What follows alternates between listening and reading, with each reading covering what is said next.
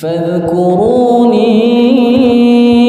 أذكركم واشكروا لي ولا تكفرون يا أيها الذين آمنوا استعينوا بالصبر والصلاة إن الله مع الصابرين ولا تقولوا لمن يقتل في سبيل الله أموات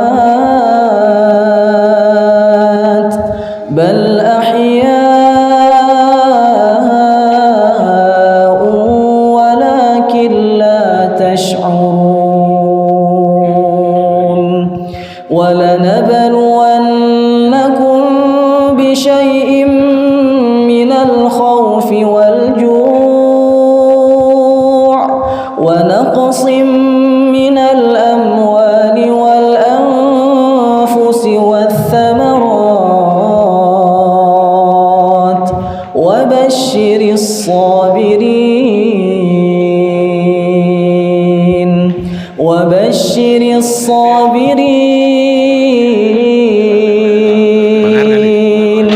الذين إذا أصابتهم مصيبة قالوا إنا لله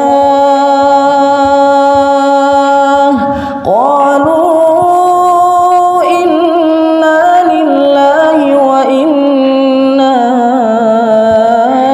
إليه راجعون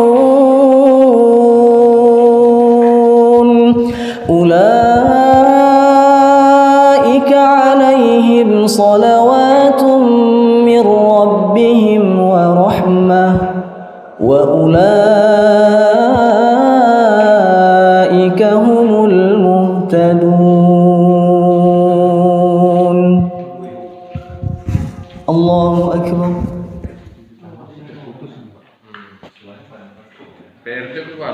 بسم الله الرحمن الرحيم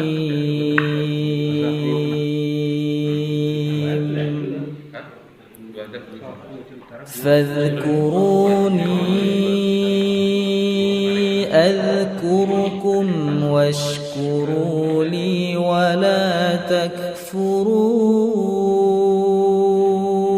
تكفرون يا أيها الذين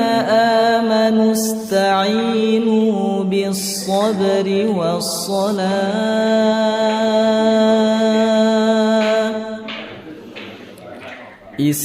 استعينوا بالصبر والصلاة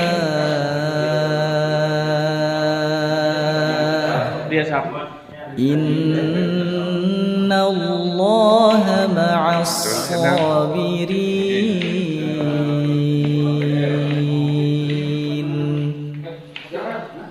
ولا تقولوا لمن يقتل في سبيل الله أموات